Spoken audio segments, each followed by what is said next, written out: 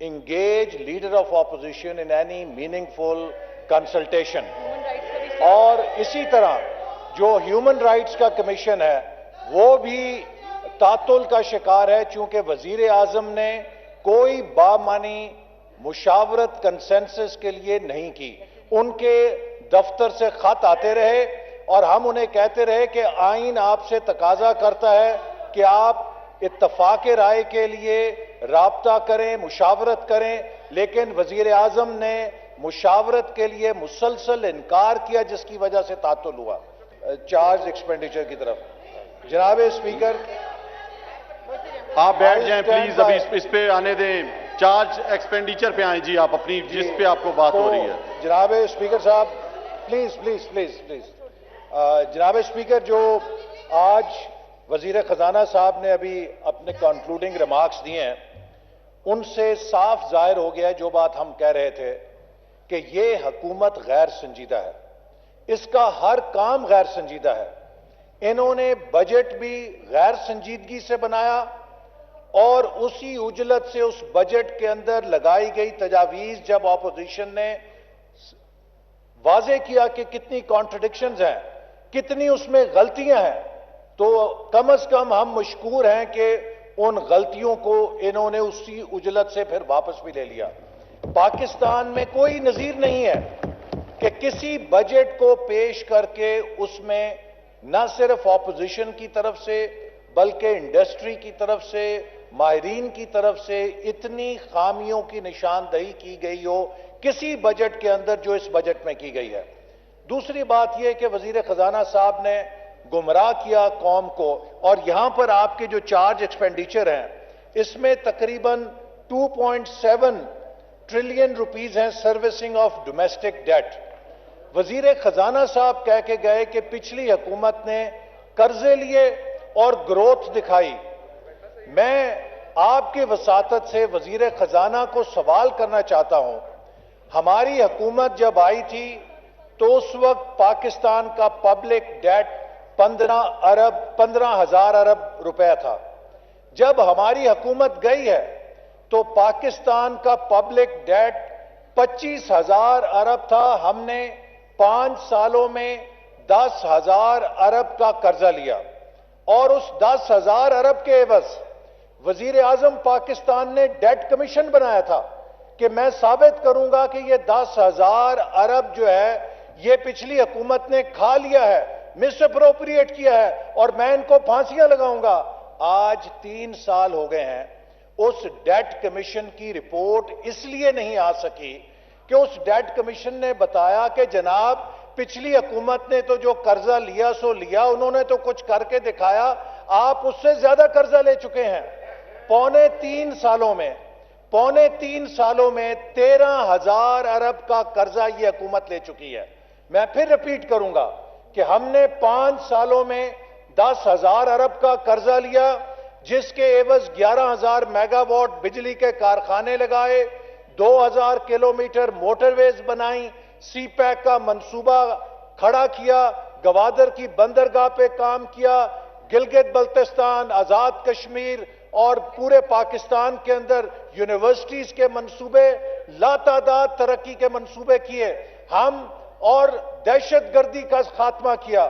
ہم 10,000 ارب کے عوض اگر قرضے لے کے ترقی دے گئے ہیں تو جناب آپ تو 13,000 ارب پونے 3 سال میں لے کے پاکستان کو کریش کر کے دے گئے ہیں. اکانومی غربت دے گئے ہیں، مہنگائی دے گئے ہیں، بے روزگاری دے گئے ہیں. اب آپ مجھے یہ بتائیے کہ 5 سال میں جنہوں نے 10,000 ارب قرضہ لیا اور پاکستان میں تاریخ کا سب سے بڑا ترقیاتی پورٹ فولیو عمل کر کے دکھایا، انہوں نے گناہ کیا، یا جنہوں نے پونے 3 سال میں 13,000 ارب کا قرضہ پھونک دیا ہے لیکن اس کے عوض ایک اینٹ نہیں لگائی پورے ملک میں جو دکھا سکیں. لائق قابلیت تو یہ ہے کہ ہم نے 2,000 کلومیٹر موٹر ویز 3 سالوں میں بنا دی. یہ نالائق 3 سالوں میں اس کے سروس ایریا نیلام نہیں کر سکے، یعنی کہ سروس ایریاز بنے ہوئے ہیں، ان کو آپ نے لیز آؤٹ کرنا تھا، آپ وہ تک نہیں کر سکے اور آپ ہم کو تانے دیتے ہیں. لہٰذا पाकिस्तान को कर्जों में डुबो दिया है, डेट ट्रैप में फंसा दिया है, कर्जे की माइन जो है डेट माइन के अंदर धंसा दिया है, और उसके एवज आपके पास दिखाने को कुछ नहीं, और आप उल्टा हमें कहते हैं। आपको शर्म आनी चाहिए। पाकिस्तान की सबसे ज्यादा कर्जा लेने वाली हुकूमत पीटीआई की हुकूमत है, और पाकिस्तान का महंगा तरीन वजीर आजम जिसने 1 अरब रुपया अपने वजीर आजम हाउस पे लगाया वो इमरान खान है। आप उसको कैसे कहते हैं कि जी वो बड़ा आजिज है, रियासत मदीना का है। रियासत मदीना के खलीफे तो जमीन के ऊपर सोते थे, वो 1 अरब रुपया अपने दफ्तरों पे नहीं लगाते थे, टाइम मुकम्मल हो गया 300 कनाल के महलों में नहीं रहते थे।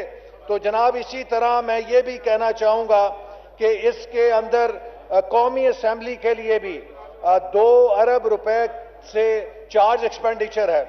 2 अरब रुपया हम कौमी असेंबली में लगा रहे हैं। इस हुकूमत ने इस ऐवान को भी रिडंडेंट कर दिया है। 50 से ज्यादा ऑर्डिनेंस जारी किए गए हैं। 2 मिनट में आप बात अपनी मुकम्मल करें, बड़ी लंबी लिस्ट है जी, मैंने और लोगों को भी देना है। अरब रुपए के टैक्स ऑर्डिनेंस के जरिए जारी किए गए हैं। कोई इस ऐवान के अंदर कानून साजी ऐसी नहीं है जो ढंग से की गई हो। इलेक्टोरल रिफॉर्म के नाम पे ये इलेक्शन के लिए पैसे कहते हैं हमने रखे हैं, जिस तरह उसे बुलडोज किया गया है वो पार्लिमानी रवायत में एक स्याह बाब है। जनाबे स्पीकर, बच्चों की हुकूमत बना दें, ये डॉक्टर बाबर अवान साहब बैठे हैं, आखिरी मिनट, इन्होंने तो कहते हैं कोई डॉक्टरेट कहीं से ली है। एलएलबी के फर्स्ट ईयर के स्टूडेंट को आप पूछें कि आइन में तरमीम कैसे होती है, वो कहेगा 2/3 अक्सरियत से होती है। इन्होंने सादा अक्सरियत के साथ बुलडोज करके आइन में तरमीम करने की कोशिश की है। इस ऐवान को वो दर्जा भी नहीं दिया जो एक यूनियन काउंसिल की हुर्मत होती है। तो फिर ये 2 अरब रुपए कौम के किस लिए आप इस पर जाय कर रहे हैं? तो मैं कहना चाहता हूं कि एक एक करके ये पाकिस्तान के इदारों को खोखला कर रहे हैं, बेवकूफ़ कर रहे हैं, और इनकी जो नफरत है, इनकी जो एक वेंडेटा है, उसकी आग नहीं बुझ रही। लेकिन पाकिस्तान की जो कौमी ताकत है वो कमजोर हो रही है, क्योंकि हमारी मईशत, हमारी खारजा पॉलिसी, हमारी सिक्योरिटी, हर चीज अभी आखिरी बात जी, आप तो मैं कहना चाहता हूं कि एक एक करके ये पाकिस्तान के इदारों को खोखला कर रहे हैं, बेवकूफ़ कर रहे हैं, और इनकी जो नफरत है, इनकी जो एक वेंडेटा है, उसकी आग नहीं बुझ रही। लेकिन पाकिस्तान की जो कौमी ताकत है वो कमजोर हो रही है, क्योंकि हमारी मईशत, हमारी खारजा पॉलिसी, हमारी सिक्योरिटी, हर चीज अभी आखिरी बात जी, आप